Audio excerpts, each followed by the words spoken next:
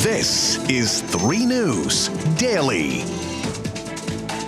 Hello there, everyone. Welcome back to 3 News Daily. On this Wednesday, April 19th, I'm Stephanie Haney here with the stories that matter most in our area. And we start off in Akron yet again today as the University of Akron is back open and K-12 classes are back in session. This is following the grand jury's decision to not indict the 8 police officers involved in the shooting death of Jayland Walker. But things are far from back to normal, with parts of the city boarded up, streets closed off, and tight security measures still in place. A group gathered to call for change and pray for peace in a vigil last night. Our Lydia Esparra has that story. Across the street from Akron's Justice Center, an eerie silence except that of prayer. God, help us to be like you. I just pray for boldness for every Christian out there, that we remember that God does see us and that He is not letting any of this fly under the radar right now. Akron loved praying for peace, not hate. John Mathis knows the decision not to charge the officers in Jayland Walker's shooting death is hard, but emotions are high, but our goal is to keep God at the forefront. There was one protester. He had a message. It's not a party, nor is he here because it's the thing to do. I just want everybody to come together. I want everybody to stand up as a city and get justice for Jayland Walker. Tara Mosley and Shamus Malik, both from City Council, have a message for those who want to destroy what Akron has built. We've got things beyond that, and this whole community, we can get through this, we can pull together. We don't like the outcome of yesterday, and we will continue to fight for those who are voiceless, because this is what we are here to do. But make no mistakes, this is our home and this is our city, and we will protect it. A city built on bricks, hard work, and unity. And for Mathis, only prayer brings the healing Akron needs today and in the trying days ahead. You're always going to have a few that maybe change the outlook on the many, but we have faith that, the good will prevail. Thank you for that, Lydia. Now, in central Ohio, 2 people died in a private plane crash last night. It happened near the Madison County Airport in London. Officials say the plane took off just after 5 p.m. from Madison County and was in the air for about an hour before it crashed. Both the pilot and co-pilot were pronounced dead at the scene. Ohio State Highway Patrol has identified the victims as 43-year-old Mohammed Ashraf of Columbus and 60-year-old Malik Nassim of Jasper, Alabama. The National Transportation Safety Board is investigating the cause of the crash. And here in Cleveland, a man has been charged with killing 4 people, all found shot to death inside a home in 2019. One of those victims was a pregnant woman. 34-year-old Terrell Silver has been indicted on 15 counts of aggravated murder for the deaths of Damar Willis, Ayanna Quitman, Christopher Monroe, and Jasmine Lawson. Police say Silver shot them in the middle of the night and their bodies were found sometime later. Silver is expected to be arraigned tomorrow. Now, in Kirtland, an 89-year-old man was arrested for suspected arson after a standoff with police. Firefighters responded to a barn fire on Tibbetts Road, and when they got there, a man pulled out a gun and threatened to harm himself. He was sitting inside his truck, which was blocking the driveway and access to that burning barn.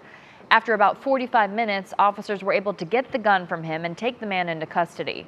There were other people inside the home at the time, including kids, but thankfully we can tell you that no one was hurt.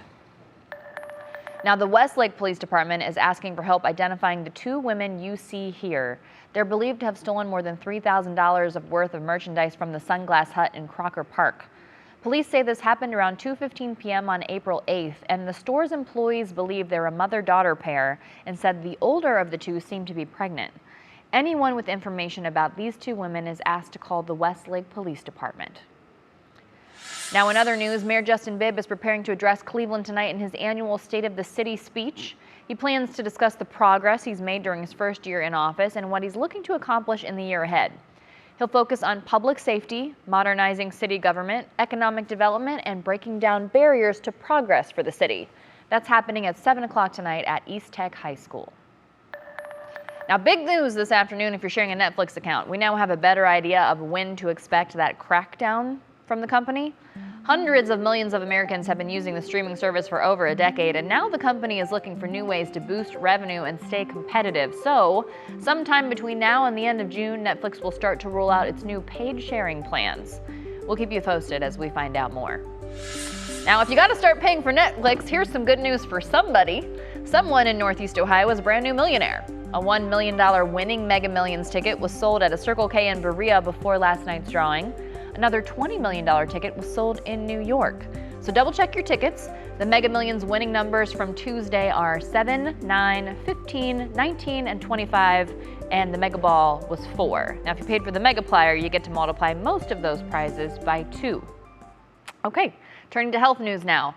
More and more women are choosing to give birth at home, but for the people who are still going to the hospital to welcome their new additions, there's a new trend focusing on creating more comfortable spaces. Senior health correspondent Monica Robbins shows us the new rooms at Hillcrest Hospital. It feels more like a vacation hotel room than a hospital. The swans, candles, flowers, even a pink wall. Something very rare in a Cleveland Clinic hospital. It adds warmth. It adds a feeling of coziness, of comfort.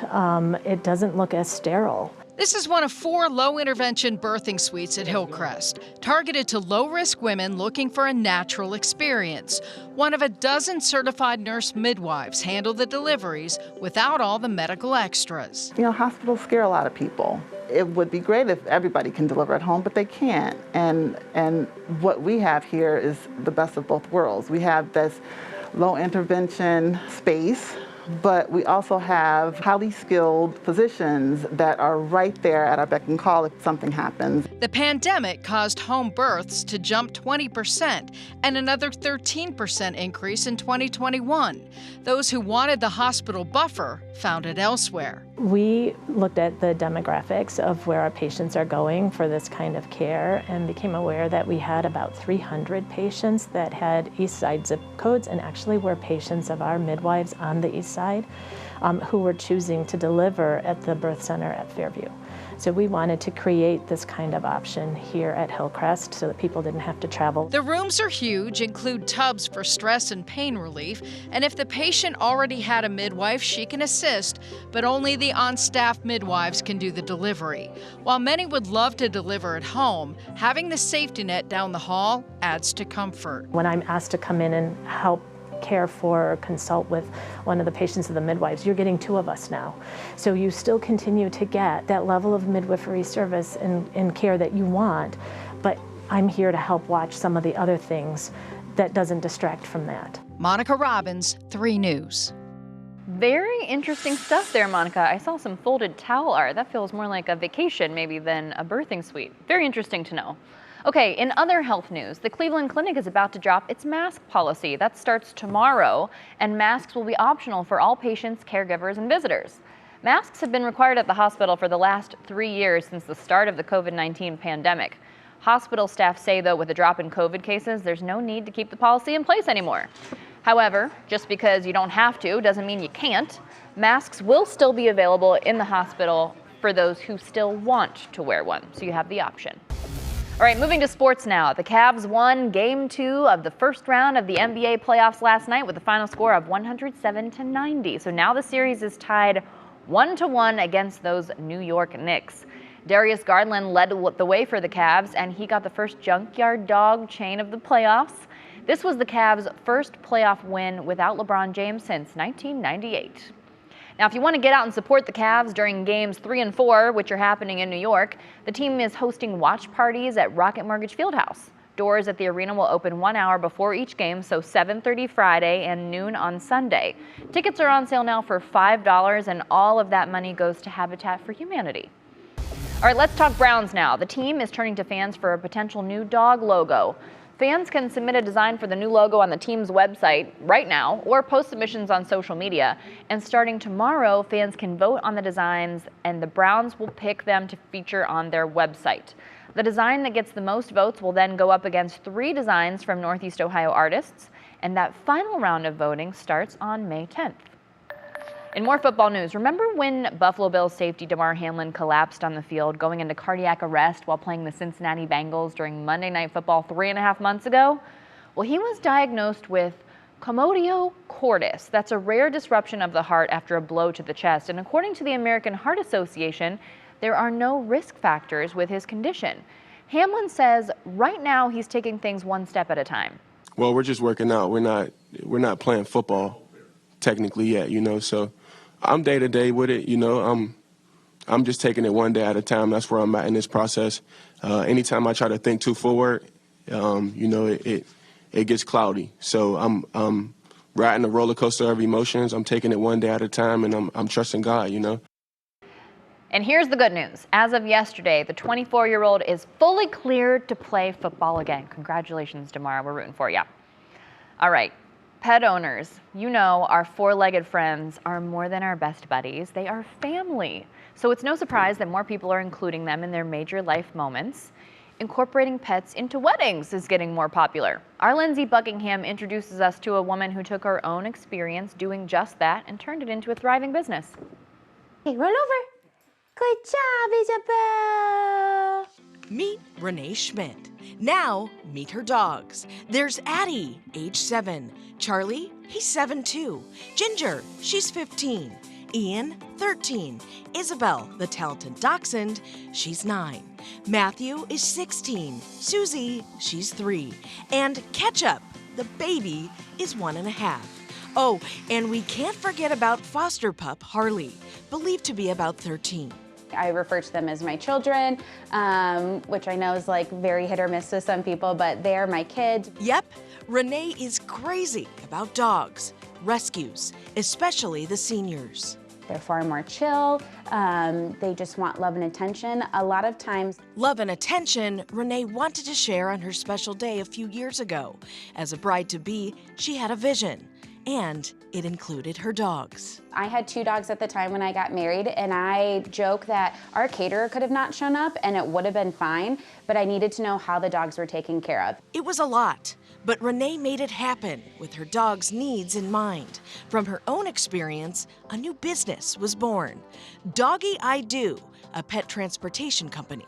People who want to include their pets in their wedding will pick them up, bring them to the venue, help get them down the aisle, make sure they're looking at the camera for photos, however you want them to participate in your day. And then when you're ready to move on with your reception and the rest of your wedding, we'll take them back home or to the kennel, wherever they need to go for the night so they don't have to worry about it. A meet and greet about a month out helps Renee get to know the pets, go over how they'll be incorporated into the wedding, have a plan in case a pet gets stressed, and ensure all their needs are met on the big day. A lot of people, they were like, easiest money I've ever spent on my wedding. I knew they were taken care of. I knew that they were in good hands. Her first year, Renee set a goal of 10 events. Doggy I Do went to 26. This year, it's 30, with more on the books next year. A team of like-minded, pet-obsessed assistants have joined the business, all devoted to making a couple's wedding day an unforgettable experience. They want to include their pets there. You have all of your other family. Why would you not want to create those memories with your dogs as well? Lindsay Buckingham. You got it. 3 News. Oh, good girl. Okay, those dogs must be very well trained, and all of those photos were gorgeous, but the one with the hands and the little paw together, that's the one that got me. Now, this service is available for engagement photos too, and here's a fun fact we learned while doing this story. As we mentioned, one of Renee's dogs is named Ketchup.